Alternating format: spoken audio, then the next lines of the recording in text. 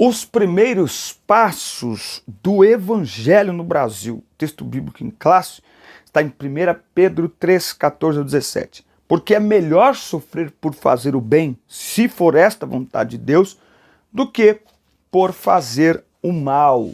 Nós vamos tratar nesta lição dos primeiros passos do Evangelho no Brasil, não é? Nós temos uma ideia de que a igreja ela nasceu em 1910, com Daniel e Gunnar Wingre, mas nós vamos ver que muito antes, alguns séculos antes, já havia a presença de evangélicos no Brasil, e nós vamos ver tudo isso nessa lição. Essa lição é aquela lição histórica, não é?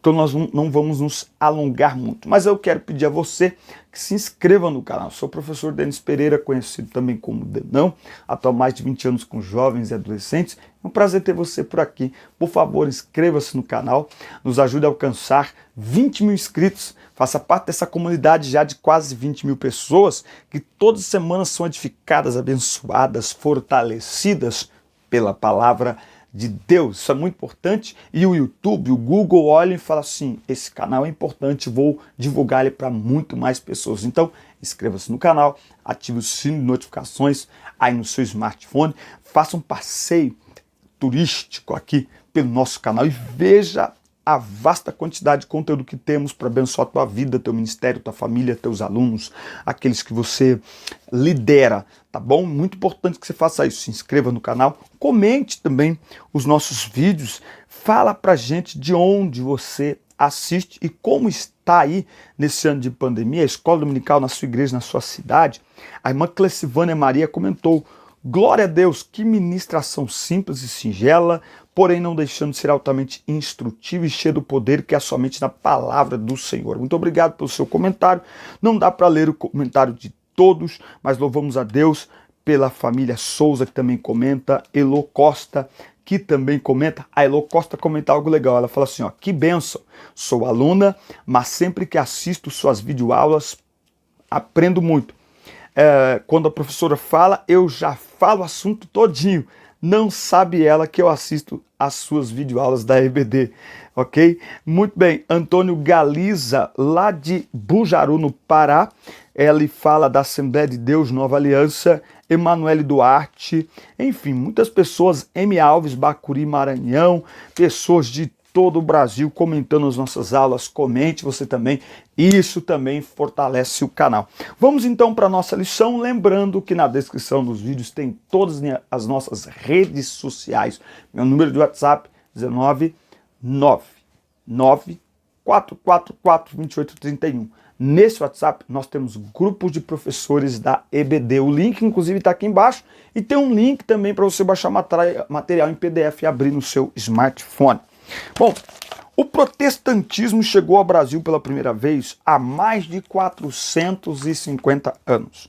Devido à perseguição católica romana na França, o conquistador francês e vice-almirante Nicolau Durand de Villeneuve teve a ideia de fundar no Brasil a França Antártica. Ele conseguiu o apoio necessário e em 10 de novembro de 1555, uma esquadra francesa aportou na Guaia de Guanabara, no Rio de Janeiro, na ilha de Sergipe, hoje conhecida como Ilha de Villeneuve, eu não vou conseguir falar esse nome, Villegagnon, deve ser, tá? Então você vê aí que é um contexto bem histórico, nós estamos falando de 1555, você já tinha aí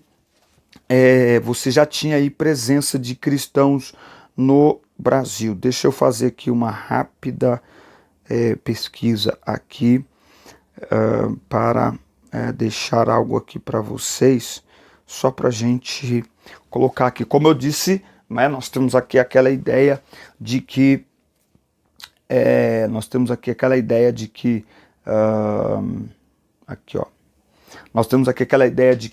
os cristãos, né, de que a igreja foi fundada aqui em 1910.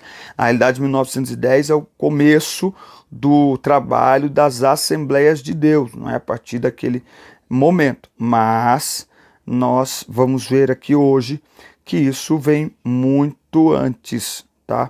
Isso vem de ele está falando aqui de 1555 aproximadamente.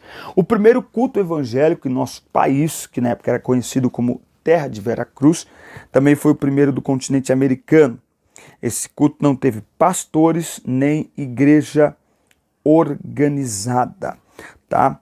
Era algo bem informal. Só mais tarde a igreja começaria a ser formada e aí era preciso um pastor para o rebanho no Brasil. Todo rebanho precisa de pastor, né?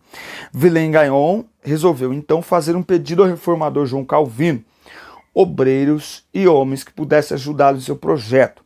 No início de 1556, Vilém Gagnon escreve a Calvino, que o conheceu na faculdade de Direito, se não me falha a memória, de Orleans, pedindo-lhe que enviasse obreiros, tá? E aí começou uma estrutura forte, arrojada, ser montada aqui no Brasil, tá certo? Em março de 1557, chegou aqui para estabelecer a primeira igreja protestante no Brasil.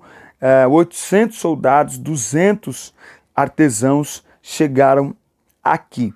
O primeiro culto com os novos obreiros foi dirigido pelo pastor Pierre, tá? Foi dirigido aí pelo pastor Pierre, tá?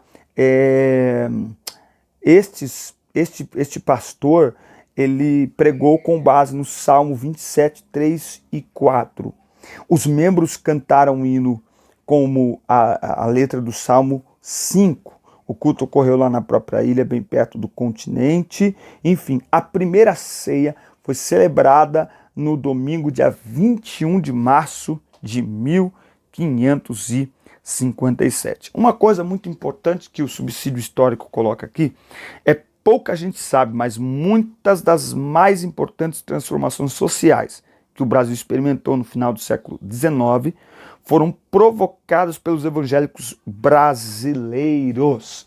Eu costumo sempre dizer que as estatísticas jamais vão mostrar isso, mas nenhuma instituição teve um impacto tão transformador na sociedade quanto a igreja, tá? Quanto à igreja. As estatísticas não vão mostrar quantos jovens foram impedidos de ir para a vida do tráfico, das drogas, do crime, da prostituição por causa da igreja, quantos foram resgatados, não vão.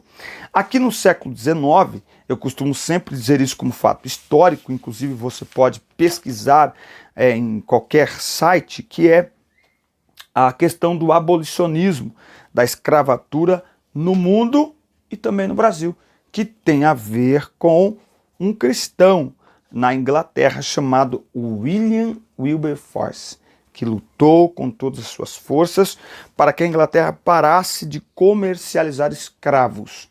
Quando a Inglaterra fez isso, ela obrigou todos os países a pararem com a comercialização de escravos, até porque ela era guardiã dos mares. Então ela não comprava e também não deixava ninguém trafegar pelos mares que ela dominava com escravos. E isso teve impacto no mundo todo, inclusive no Brasil. Novamente, os livros de história, os livros seculares, os livros distribuídos aí não vão mostrar essa presença de cristãos num conteúdo histórico tão importante quanto esse, mas a escola dominical está aqui, né, para fazer aí estas observações. O fim da França Antártica. 2 fatores acabaram fazendo com que a França Antártica não funcionasse. Primeiro, os conflitos internos dos membros da França Antártica. Segundo, a estratégia de Portugal para expulsar os franceses protestantes de lá. Como estratégia para expulsar os franceses, Portugal acabou fundando, por meio do Estácio de Sá, a cidade do Rio de Janeiro. Mendes de Sá concluiu a expulsão dos franceses, mandando matar a todos. Na execução de um dos pastores, o Carrasco, que tinha pouca experiência, foi auxiliado pelo padre José de Anchieta, segundo a descrição das crônicas dos próprios jesuítas. Tá? Esses são fatos históricos que eu repito novamente, a escola não vai ensinar. Apesar do fim trágico da primeira igreja, a semente foi plantada no coração de muitos nativos. Então é interessante isso, porque, veja, nós celebramos muito o que acontece em 1910. Mas veja como é interessante estudar de história, porque a história nos faz enxergar o passado. E eu digo sempre, ao olhar para o passado, nós descobrimos como chegamos aqui. E ao olhar para o futuro, nós entendemos o que devemos fazer para avançar. Que não podemos ficar onde estamos. Mas para avançar para o futuro, é preciso olhar para o passado. Para não desvalorizar o que foi feito, o que foi plantado, o que foi construído. Em 1910, aquele boom, meu Deus, a igreja cresce, tal. Mas olha aqui, o que aconteceu? Sangue, perseguição, morte. Então, o que acontece em 1910 é a colheita do que foi semeado aqui entre 1555 e 1557 e por aí. Os holandeses no norte do Brasil, tá? A igreja cristã reformada veio ao Brasil com os holandeses e foi expulsa com eles pelos portugueses católicos romanos. A história dessa missão está guardada em arquivos em Amsterdã e Haia, na Holanda. Detalhes dela são conhecidos hoje devido a pesquisas como a do pastor Frans Leonard Schalkwijk. No período do domínio holandês, havia tolerância religiosa. Os judeus e os portugueses católicos romanos realizavam seus cultos sem impedimento. Os missionários procuravam evangelizar os portugueses, mas por mais gentis que fossem, sua mensagem era vista como a religião dos invasores. O evangelho só encontrou bom solo entre os índios que viam os holandeses como libertadores. Você percebe que o contexto social ele acaba tendo influência no contexto espiritual. A maneira como os índios viam os holandeses abriu o coração deles para o evangelho. A maneira como os outros viam os holandeses fechou. Por quê? Porque para eles os holandeses eram pessoas de fora. Para eles, os holandeses eram pessoas que estavam invadindo. Então, se eles estão invadindo, a cultura, a política e a religião deles para a gente também não serve. Um dos ministérios mais desenvolvidos foi o da educação. O primeiro professor evangélico entre os índios foi o protestante espanhol Dionísio Biscareto, que trabalhou em Tapecerica, a maior aldeia da região de Goiânia. O professor para as aldeias paraibanas foi o inglês Thomas Kemp, autor de diversos livros, enfim. Foi quando surgiram dois professores nativos que empolgaram a igreja no Brasil, dois índios convertidos a Cristo, João Gonçalves e Melchior Francisco. Gonçalves é descrito nos registros holandeses como muito honesto e fiel no seu ministério. Depois de trabalhar por 5 anos numa das aldeias da Paraíba, por sugestão do missionário Kemp, foi promovido a evangelista. O tópico 3 diz assim, fidelidade até a morte marca esse período da evangelização no Brasil. Com os primeiros evangélicos do Brasil, aprendemos alguns princípios importantes da vida cristã ensinadas na Bíblia. 3 princípios eles apresentam aqui. Comungar dos sofrimentos de Cristo, dar a vida pelo evangelho e que a perseverança é uma das chaves da vitória. Comungar dos sofrimentos de Cristo. Os primeiros cristãos evangélicos no Brasil sofreram por amor ao evangelho e, portanto, comungaram dos sofrimentos de Cristo, como fala Filipenses 3:10. Mas o que é comungar dos sofrimentos de Cristo? É participar do sofrimento de Cristo. Jesus sofre quando sua mensagem é resistida e nós com ele. Nosso sofrimento por amor ao evangelho tem o sentido de sacrificar-se para ver o bem do próximo e a salvação das pessoas pelo poder do evangelho. Então, comungar com os sofrimentos de Cristo é ter compaixão, como Cristo tinha das pessoas. Nós não podemos ignorar as pessoas. Nós não podemos pregar o evangelho como se estivéssemos vendendo um plano de saúde. Se a pessoa quiser comprar bem, se ela não quiser comprar, compra de outra, não compra também. Não. Nós devemos sofrer pelo evangelho, ao perceber que as pessoas estão caminhando para o abismo e elas não querem tomar uma outra direção. Elas não querem ter um encontro com Cristo. Dar a vida pelo Evangelho. Quando alguém é inspirado pelo Espírito Santo para pregar o Evangelho, ele dedica-se a isso e está disposto a dar a sua vida, se possível for, se necessário for, por amor a Cristo. Eu disse aqui em aulas anteriores que Atos 1:8, mas recebereis poder e ser-me-eis testemunhas. O batismo com o Espírito Santo, o revestimento de poder, ele tem uma finalidade: nos tornar mais eficazes e eficientes na pregação do Evangelho. E Jesus usa ali uma palavra, quando ele diz assim, ser-me-eis testemunhas. Essa palavra testemunha deriva de mártir. Mártir é alguém que está disposto a defender o seu testemunho, a dar o seu testemunho, ainda que isso lhe custe a própria vida. Que foi o que os apóstolos fizeram. Eles morreram por causa do testemunho de Cristo. O único que não morreu, embora tentaram matá-lo, não morreu de perseguição, morreu de morte natural, de velhice mesmo, foi João. Mas todos os outros morreram por causa do Evangelho, por causa de Cristo, por não negar a Cristo, por bancar o seu testemunho, ainda que isso lhe custasse a vida, como lhe custou. Isso é ser testemunha, não é? Isso é dar a vida pelo Evangelho. E nós precisamos perguntar, nesse momento que a igreja vem atravessando o Brasil, se nós estamos expostos a isso. Existe todo um movimento criado para impedir que leis contrárias ao que nós acreditamos sejam implementadas no Brasil. E muitas destas leis realmente têm sido impedidas. Mas nós sabemos que mais cedo ou mais tarde estas leis vão passar. Mas nós não podemos ignorar que com ou sem lei, a nossa sociedade está cada vez mais promíscua, iníqua, imoral, distante de Deus. E esse é o ponto. Enquanto o homem estiver distante de Deus, nós podemos esperar outro comportamento do homem. O homem não precisa de lei para autorizá-lo a praticar pecado.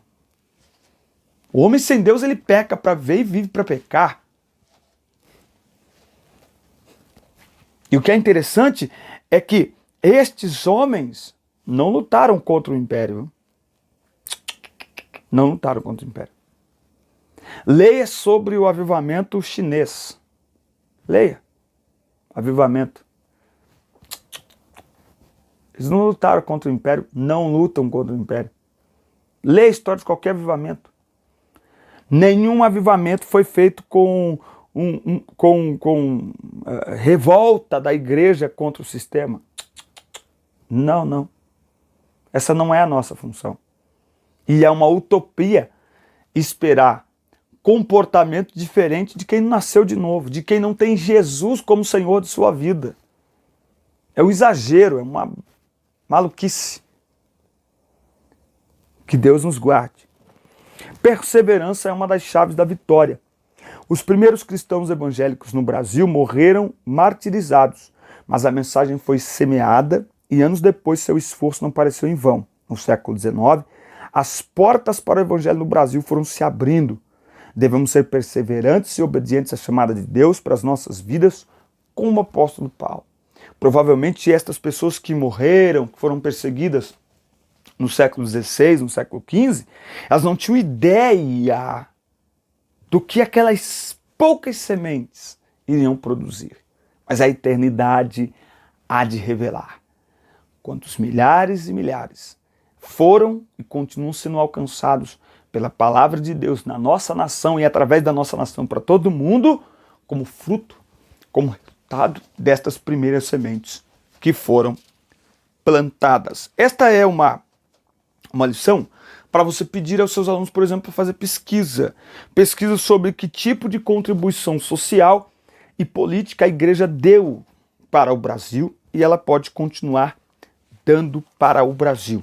Eu concluo dizendo que a maior contribuição social da igreja para o mundo é a transformação dos homens e mulheres que a frequentam pelo poder do Evangelho.